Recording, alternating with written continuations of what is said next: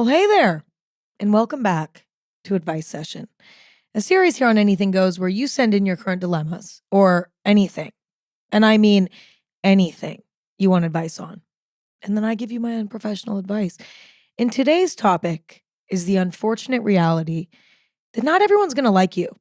Listen, I am one of those people that wants to be liked by everyone. That's why for majority of my life, I've been a yes man and a people pleaser because I don't like when people don't like me. That bothers me. And I know people who don't care, or at least they're pretty good at pretending like they don't care. I'm not one of those people. However, over the course of my life, I've gotten better, accepting the fact that not everyone's going to like me.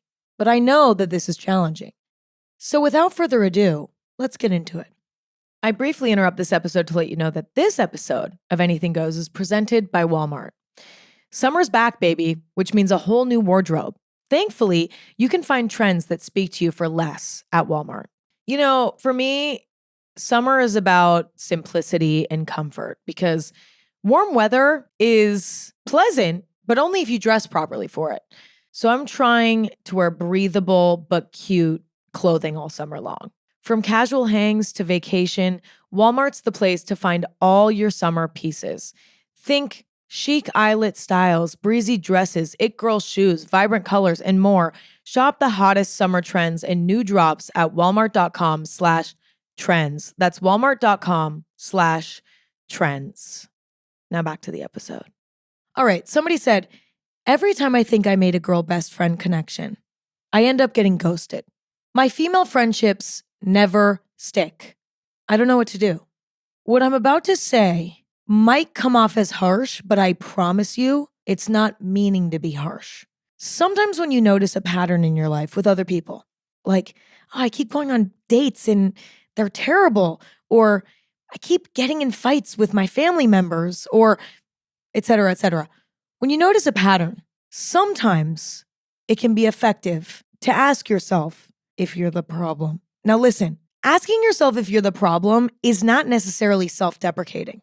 It's not necessarily an act of self-hatred. It can be an opportunity for growth, character development. It's not a bad idea to ask yourself if it's you. Are you the reason why these friendships aren't working out? Listen, you might do soul searching and come to the conclusion that no, it's not you.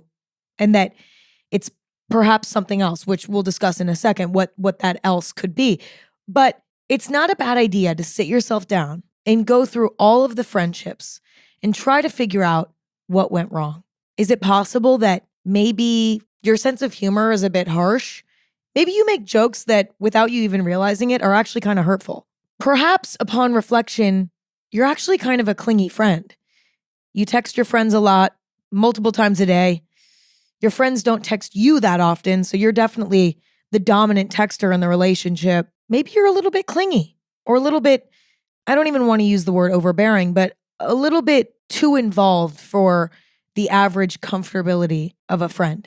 Perhaps upon reflection, you realize that when your personality started to come out, and maybe you're a really outgoing, loud, brash sort of person, your friends started to pull away. Now listen, I know that it's uncomfortable and painful to have these sort of self-reflection sessions, but if you can go into it with the perspective that we are all works in progress, we are all on a journey to become the best people, and in this sort of situation, best friends we can be, it's actually good news and productive news if upon reflection, you find something to work on. Because not only does that show that you're a person that is capable of self-reflection, which is not easy to do, but also you're on the path to improvement, to making meaningful friendships down the line. This is a really positive, productive, awesome thing. If you can try your best to take your ego out of it, because our ego tries to convince us that we need to be perfect and that we are perfect and that everyone else is the problem and that if we're the problem, we're a failure and we're terrible and so that's not an option. If you can keep your ego at bay, good can come out of it. So I really encourage you to self-reflect, and if you discover something, Don't run away from it. Don't hide from it. Don't try to make an excuse like, oh, no, wait, I found something that I might have done wrong, but wait, no, but it's not that bad and it's not my fault and it's actually their fault. Don't reframe it. Don't run away from it. Don't hide from it. It's kind of exciting if you find something because it's something to work on. So that's step one. Step two, if you discover what might have went wrong, maybe go back to your friends that you've lost, maybe not all of them, but the ones where you feel comfortable, and try to reopen the friendship. Or just recognize, hey, I've been reflecting on the end of our friendship and I think this is what I did. Like, I think this is what went wrong. I would love to grab lunch. I would love to grab dinner. I'd love to go on a hike and catch up and, talk more about what went wrong and potentially, try to open up the friendship again if you're open to it and see what your ex-friends, if you will. I mean, they're not really ex-friends. I guess they are kind of ex-friends. See what your ex-friends say. This could be an opportunity to learn more about yourself as a friend and how you can improve. It could also be the restart of the friendship, which could be a beautiful thing. If you sit down for a self-reflection session and you don't find anything, genuinely nothing comes up. You're like, I did everything right. I wasn't overly clingy. I wasn't brash. I wasn't rude. I wasn't it doesn't make sense to you still why things went wrong. To start, I would recommend analyzing the types of people that you're trying to be friends with. There's a chance that your type is not good for you. It's the same thing as dating. Like, for so many years, my type in guys was not good for me. I like to date guys that were avoidant and kind of non-committal, kind of emotionally unavailable. Like, I loved that vibe. I thought it was hot, mysterious, couldn't get enough of it. But that's why I kept ending up in situations that were terrible for me mentally, because my type was bad for me. And so when I realized that and was like, okay, wait, I need to be going for guys that are emotionally available, like me back, etc., I started to have more success in dating, and dating didn't take as much of a horrible emotional toll on me. This sort of thing might be happening with you and friends. Perhaps you're trying to be friends with the most popular girls in school. The most popular girls in school tend to be less friendship comes so easily to them, that they maybe at times can stereotypically be less loyal friends. Now, that's not always true, right? Sometimes people are popular because they're genuinely cool people and they're genuinely friends with everyone. That's great. Sometimes popular people are popular because everyone thinks that they're cool. Maybe they have a good sense of personal style. Maybe they like cool music. Maybe they're sort of the trendsetter. And their character might be a bit less favorable for deep friendship. Do you see what I'm saying? Maybe you're trying to be friends with people who are really shy. Like, maybe you're attracted to people who are shy, and perhaps you're trying to be friends with introverts who don't really like to have super deep friendships. Maybe deep friendships are exhausting for them. Do you see what I'm saying? Like, try to figure out if there's a chance that the types of friends that you're trying to make are the wrong types of friends for you, the wrong types of people for the types of friendships that you want to have. Another thing you could do if you self-reflected and discovered nothing is go and ask some of your ex-friends what happened. I kind of mentioned that earlier. Be like, hey, I'm trying to figure out what went wrong so that I can be a better friend moving forward. What happened? And that's my advice. Okay, moving on. Somebody said, my bestie has another really close friend that always tries to prove that they are closer than my bestie and I. I tried to be nice, so I initiated a slumber party for the three of us. But the whole time, the other girl kept going on and on about how close they are, and I felt pushed away. I don't think my BFF noticed, though, because she only says these things to me. What should I do? I would say there's 3 options, and 2 of them are preferred, and 1 is an option, but I'm not obsessed with it. So let's start with the 2 preferable options. Option 1, talk to the other bestie, okay? Not your bestie's other bestie. Figure out a way that you feel is appropriate to have a one-on-one conversation with this person. It might mean texting on the side and being like, hey, like, I kind of want to talk to you about something. Can we talk on the phone. It might be inviting this other bestie to dinner. Find a way to get this person alone. And then lay your heart out. Say everything that you're feeling. I think from a tone perspective, it's best to be like, hey, I don't want to make a big deal out of this, but I've just been noticing that there's a bit of maybe competition or tension between us because of our mutual friendship with so-and-so. And to be honest, it makes it really a bummer when we all hang out. And, we have the potential to all be good friends.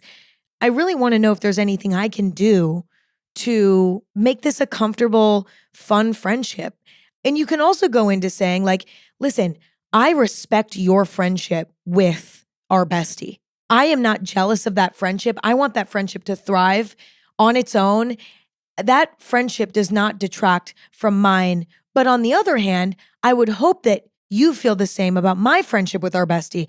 These are two separate friendships, and not one detracts from the other, and it is not a competition. If there's a way that we can find a way to feel confident with our own individual friendships with our bestie, that would be better for everyone. That's sort of what I would say, like something along the lines of that. Something casual, but deeply truthful, not beating around the bush, just saying it how it is, but in a way that is gentle and not super accusatory. I did do a bit of accusing there, so maybe it could have been worded better, because I was like, I don't feel threatened by your friendship. Maybe you shouldn't feel threatened by mine. Like that maybe you could word that better and be more like, I think it would be healthy if we both found a way to not feel threatened by the other's relationship. You know what I mean? Like make it about the both of you. So that's option one. Have a conversation with the other bestie. Now, how it goes is out of our control, right? The other bestie might respond great to this and be like, you know what? You're right. I do feel threatened by your friendship with our bestie, and it really makes me feel jealous, and I just think that you're really cool, and it makes me feel bad about myself and bad about the friendship, but you're right, that's unnecessary and unhealthy, and I'm really going to work on it. Great. And through that vulnerable conversation, if it goes well, you might end up becoming friends with your bestie's bestie, and things might turn out beautifully. It also might go sour, and your bestie's bestie might be like, fuck you. Like, I've been friends with this girl longer. You shouldn't even be friends with my bestie. Like, I don't even know why my bestie's friends with you. Like, who knows? Like, it could go really sour. In which case, you just need to separate your friendships with your bestie. Don't try to combine it anymore. Just keep it separate. And that's fine. Like, sometimes that's what's got to happen, right? So that's option one. Option two is to not even try to have a conversation and instead just avoid the other bestie. So basically what I just said, keep the friendship separate. I feel like chances are this could work out seamlessly where you wouldn't even need to really bring it up to anyone. Like every time there's maybe like a dinner where it's going to be your bestie and her other bestie, maybe you're like, oh, you know what? I'm going to skip out on this one, and then you can make your own plans with your bestie. Do you see what I'm saying? Like that might just be the best approach. It's subtle, it's non-confrontational, and not everyone's going to be friends with everyone. You know what I mean? Not everyone's going to get along. And so sometimes it's best to just give people space, and maybe that's the best option in this situation. Option three, which is not my favorite, but it might work for you, so I'm bringing it up anyway. Option three is to discuss with your bestie, to sit your bestie down and explain the whole situation. Be like, listen, I love you, I adore you, and I want you to be happy. You're friends with me, and you're friends with this other bestie. How many times did I just say bestie? 5,000? I need to start using a new word. You can say, I don't want to cause drama. I don't want to be the problem, but I've been noticing that when the three of us hang out, there's a bit of passive aggressiveness. There's a bit of jealousy. There's a bit of weirdness with your other best friend. And it makes it really hard to hang out as a group. I wanted to bring it to you and ask you what you suggest because you know the both of us really well. And, I don't want to make you feel like you're in the middle of it, but you might be able to help me come up with some sort of solution. I think the key is to not put her in the middle of it and to make sure that she knows that you understand if like she doesn't drop that friend just because that friend is sort of being passive aggressive with you. You know what I'm saying? Like that creates tension between you and your bestie and their other bestie. That creates weird friendship tension.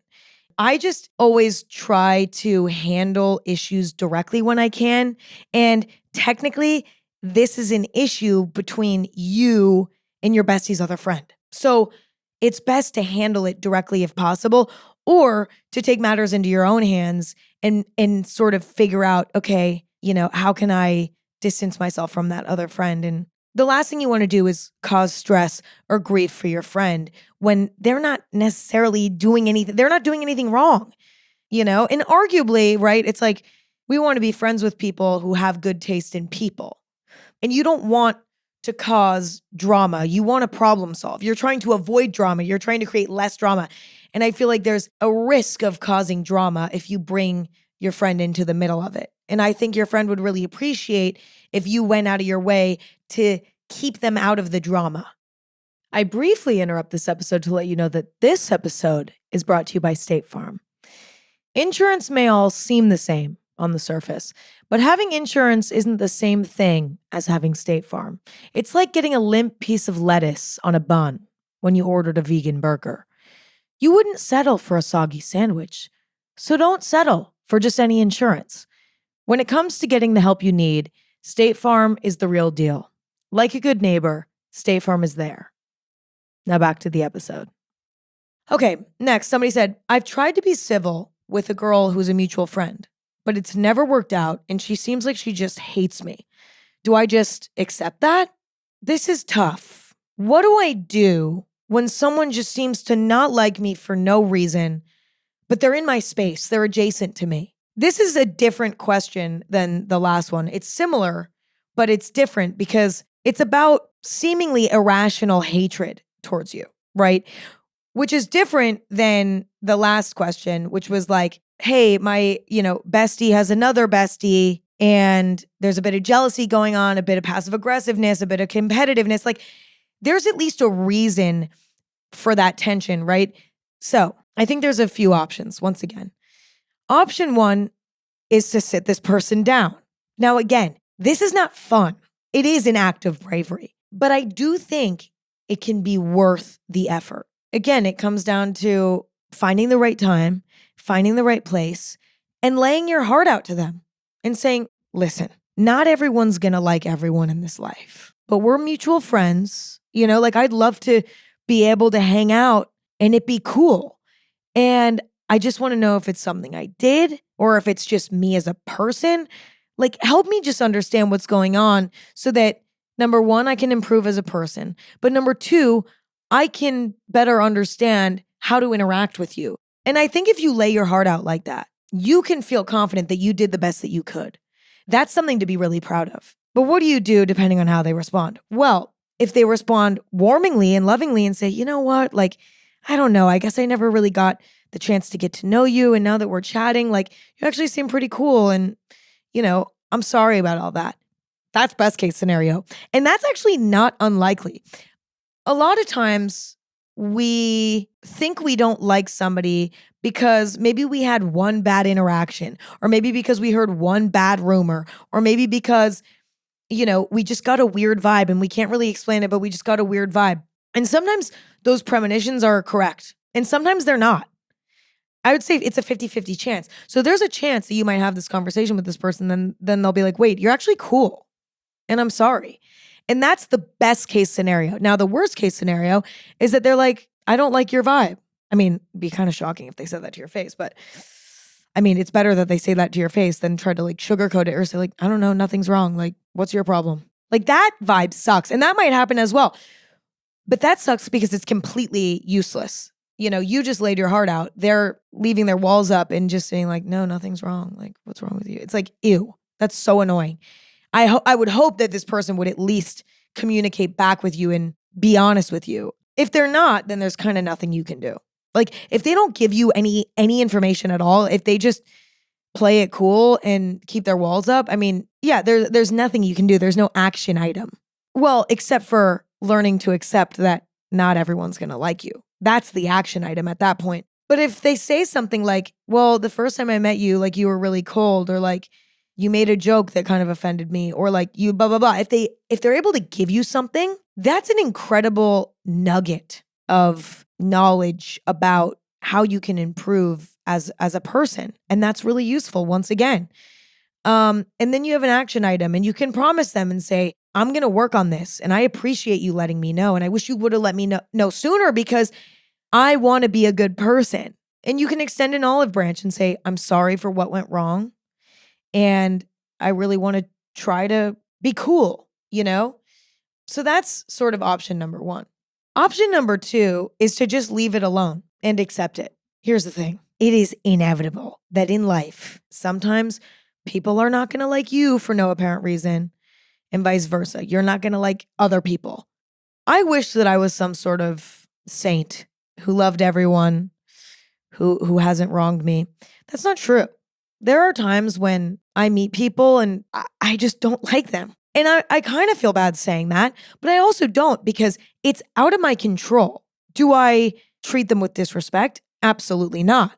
I've done a lot of work in my life I've also just always been a people pleaser. So, I feel like I'm pretty good at hiding the fact that I don't like somebody, but I know what it feels like to just simply not like someone for no reason. And I know it's not that personal. I know it's just a weird instinctual thing. And so when I notice that other people just for whatever reason don't seem to like me, I try to remember my own experience with that and how it really isn't that deep and it's not that personal. It's more about the individual who doesn't like the person for no reason than it is about the person who's being disliked for no reason. Do you know what I mean? Sometimes it just happens. I think the key is to just keep a safe distance from those who don't seem to like you. Leave them alone and accept that this is just a part of life and being social with other human beings. It's just a part of it. Okay, next. Somebody said, there's this girl in my friend group that constantly puts me down and talks bad about me. I love my other friends, but she makes me feel really bad. What do I do? I think my advice is kind of getting redundant here, but I do think you should try to confront the girl first. Why not? Like, what do you have to lose? At this point, you're in a situation that is so uncomfortable that you're probably, like, if it doesn't improve, you're probably going to have to leave the friend group. You can't have somebody around you all the time who's talking shit about you. Like, go confront this girl and be like, what's going on? We're all in the same friend group. We all want to have fun and hang. Like, why are you doing this to me? I know what you're doing. It's unfair and it's not cool and it's not being a good friend. Like, what's the problem? Chances are she's jealous of you for some reason. It also might be that she just really doesn't like you, but the fact that she's putting you down and talking bad about you, chances are she's probably jealous of you. And I think a conversation that's disarming and honest and vulnerable from your end might humanize you in the eyes of her in a way that softens her towards you. But if that doesn't work out, either because she doesn't respond to it well or because you're too nervous to do it or you don't feel comfortable doing it, then you could try to discuss it with your friends. Now, again, it gets a little bit complicated when you have an issue with somebody directly and then you bring in middlemen. Then you're sort of creating drama with people who don't necessarily need to be involved in drama. And that can sometimes cause more harm than good. However, and I gave this advice earlier, your group of friends know you both really well. So sitting your friend group down and being like, hey, you know us both really well. How should I handle this situation? Is not necessarily a bad idea, but I think once again, the key is to be like, listen, I don't want to put you guys in the middle of this, but this is something I'm really struggling with. And to be honest, if I don't figure out a solution, I might not be able to hang out with you guys anymore when this person's around because it's too upsetting for me and it makes me feel too bad about myself. Again, I'm not asking you guys, my friends, to like drop this other friend and to choose me. I'm just asking for advice on how to handle it because I'm at a point now where I've hit my limit. Best case scenario, it all gets sorted. Perhaps your friends give you good advice. Maybe they give you advice on how to talk to this other friend. And then you gain the courage and go and talk to the other friend and the problem gets solved. Maybe your friends hear this news and they're like, you know what? We don't want to hang out with this person anymore anyway. They've been kind of mean to us too. Maybe it's best that we just kind of start drifting away from this friendship and looking for a group that is more supportive all around. I mean, you could also develop your friendships with individuals in the friend group intimately. Like you could go to dinner with just one or two of the members of the group. I mean, that sometimes causes horrible drama though. But yeah, I mean, I think at that point you need to rethink your friendships. Maybe you're only friends with that group when that other person isn't around. Maybe you go find a new group altogether. But you can't exist in this friend group when you're under attack by someone. You just can't. So you got to do something about it. You don't have to just accept it. It's one thing if someone just doesn't like you and inevitably they're around you sometimes because they're like a mutual friend or they're somebody you work with or whatever. Or they're maybe your significant other's family member. There are times when we have to be around people who don't like us, right? And in that situation, it's like you do the best that you can, right? But when you're actively choosing to be a member of a group of friends and an active member in the group is not being nice to you, that's something that you can walk away from. If you're like dating someone and their mom doesn't really like you, okay, well, if you only see their mom twice a year, it's like, that's manageable.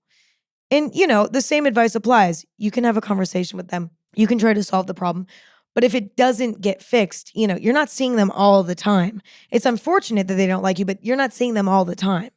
This is something that requires your attention because it's in your day-to-day life. And so just accepting it is not, I don't think that that's a solution because this is really impacting your day-to-day existence.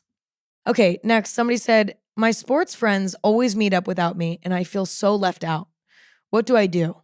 Well, to start, I would try to initiate plans with them first. Just try and see what happens. Maybe they think that you're busy all the time. Maybe because a few times you said like, oh, I can't hang out. Oh, I can't hang out. And now they're just like, we don't want to invite her anymore. Maybe they don't know what you would be like to hang out with outside of sports. And because they haven't tried it, they're like, well, we're comfortable in our routine. Like, we'll see her at practice. Maybe they just don't know what it'd be like to hang out with you, and because they haven't really done it outside of practice, and it's not really inspiring to them to try. Like, that's not necessarily personal to you. That's just how friend groups are sometimes. You know what I mean? So maybe you could initiate something with them, invite them all to dinner, invite them all to a birthday party, like do something and have a good time with them outside of sports and show them like, hey, look, I'm fun. Not that you should have to prove that to anyone, but I think sometimes we can get into routines in friend groups where it's like, oh, this is our sports friend. And then this is our sports and outside of sports friends. Like people just get into weird routines, especially young people, And so I think if you initiate something and show them, hey, look, they might realize, oh, wait, what have we been doing? Like, let's start inviting her. Some people might disagree with me and say if they wanted to, they would. And if you're not being included, fuck them, make new friends. But if you want to give it one last effort and see what happens, I don't think that's a terrible idea. Now, let's say you do that and they continue to not invite you to stuff. At that point, I think it makes sense to make some new friends on the team. Like, talk to people on the team, the sports team that you don't usually talk to. Branch out and simultaneously find a way to not take it too personally. Unfortunately, friendship can be unfair. It can be cruel. It's like dating. It's like love. It's like it's not always going to be fair. And it's going to break your heart sometimes. And that's okay. It's okay to be sad. It's okay to ask yourself like, well, what did I do wrong? But a lot of times it's just not a click. And that just means you need to go hunting for a group that you will click with. And chances are you'll find it. A lot of times groups of people just have a certain chemistry that works, and adding other people into it doesn't. Not because the people trying to get added in or the people, attempting whatever, like not because those people are bad people, but just because it doesn't feel right. Sometimes that's all it is. You'll see it as an opportunity to find people you click with who will treat you right. Okay, somebody said, when I'm out, I feel like the guys I think are cute always choose my friends over me, and it makes me feel like shit. Help. Well, I completely understand this feeling because when I was in high school, out of my group of friends, I feel like I was okay. We had a big group, and I feel like half of the group all the guys liked, and then half of the group the guys wanted to be friends with. And I was in the half of the group that the boys wanted to be friends with. Now, does that mean I didn't ever get any action? No. Like I kissed a few boys here and there. I never had a boyfriend. Could never keep him around for that long. Or couldn't get him in the first place.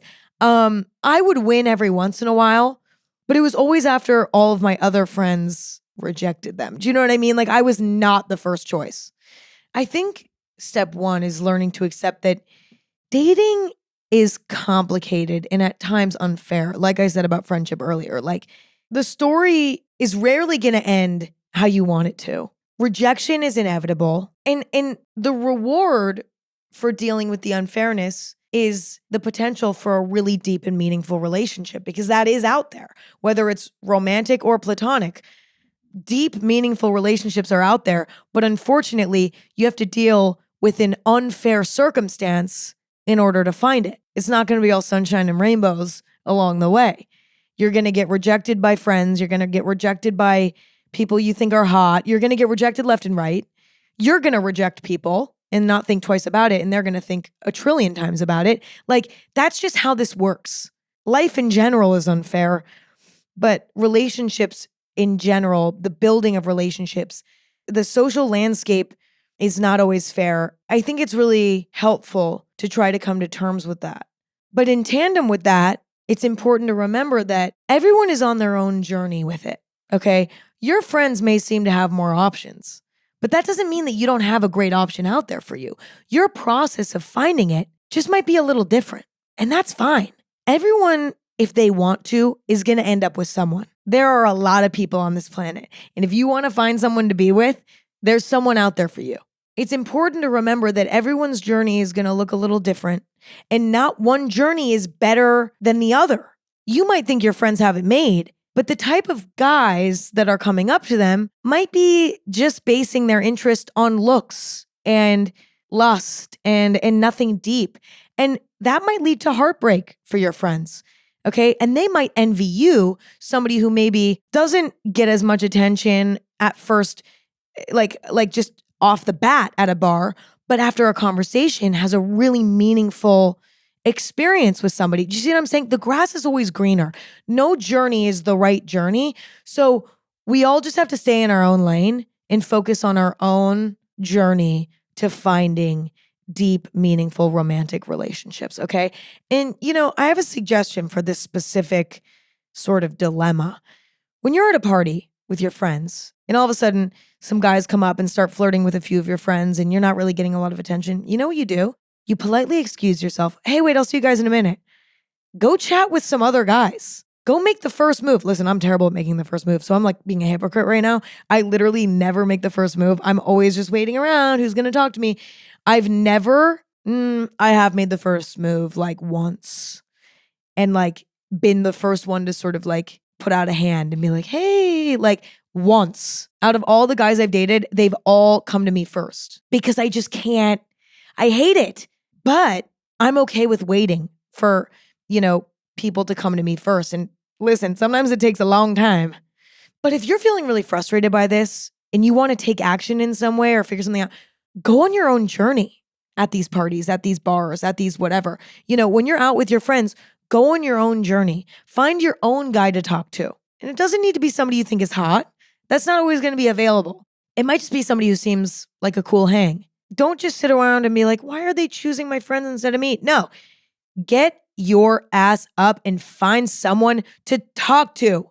Honestly, it would probably develop my character so much to go do that. It would be a really beautiful thing. So that's my suggestion to you. And that's it. That is it for today's advice session. I hope that you loved it. I hope that you got something out of it. If you did, have no fear. New episodes of Advice Session every other Sunday, and new episodes of Anything Goes, this podcast, every Thursday and Sunday, twice a week. Okay? Put it on your calendar. Find Anything Goes on social media at Anything Goes. Find me on the internet at Emma Chamberlain, and find my coffee company on the internet and in the world at Chamberlain Coffee. I love you all. I appreciate you all. You're awesome. And it's okay when people don't like you. That doesn't mean that you're not awesome. It might mean you need to improve on some stuff a little bit sometimes, which is not a bad thing, but you're still awesome. And don't forget that. Okay, I love you all.